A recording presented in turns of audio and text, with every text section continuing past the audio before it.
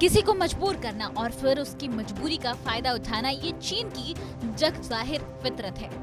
और फिर भी ना तो चीन इससे बाज आता है और ना ही उसके जाल में फंसने वाले देश उसकी चाल को समय रहते समझ पाते हैं। चीन के चंगुल में फंसे किसी एक देश का ये हाल नहीं, ऐसे कई देश हैं जिन्हें चीन ने अपनी नीतियों का शिकार बनाया।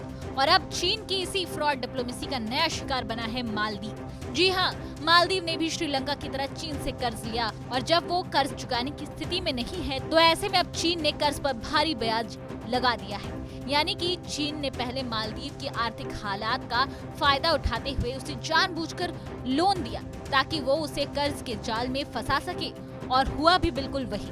चीन ने ऋण की ब्याज दर 1.5% से बढ़ाकर 2% कर दी है। इतना ही नहीं, चीन ने उसे $1 करोड़ का कर्ज तुरंत चुकाने का नोटिस भी दे दिया है। हालांकि इन सब के बीच भारत मालदीव को चीन के इस जाल से निकालने की कोशिश कर रहा है। चलिए अब बताते हैं आखिर चालबाज चीन ने कैसे मालदीव को कर्ज के जाल में फंसाया। दरअसल मालदीव में पूर्व की अब्दुल्ला यामीन सरकार को चीन ने दोस्ती दिखाकर मालदीव की आधारभूत सुविधाओं के लिए कर्ज दे दिया और इस तरह उसको अपने कर्ज जाल में फंसा लिया। केवल $5.7 अरब यानी करीब 40,000 करोड़ भारतीय रुपए की जीडीपी वाले इस देश पर चीन का कुल कर्ज $1.4 अरब यानी करीब 10,000 करोड़ रुपए है।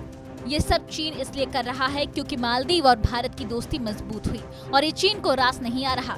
ऐसे में भारत से मालदीव की बढ़ती नजदीकी देख चीन ने उस पर ब्याज की दर बढ़ा दी है और उस पर कर्ज चुकाने के लिए दबाव बनाने लगा। कोरोना काल में चीन की इस हरकत से मालदीव परेशान है।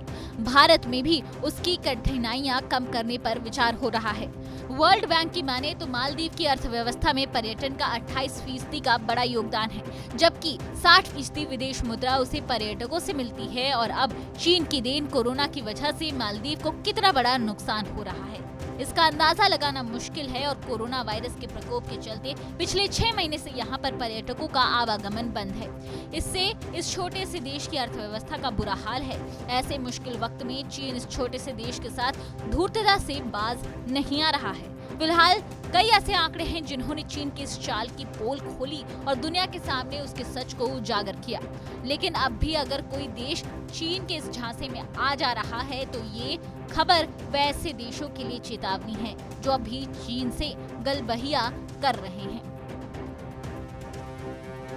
ब्यूरो रिपोर्ट, भारत तक।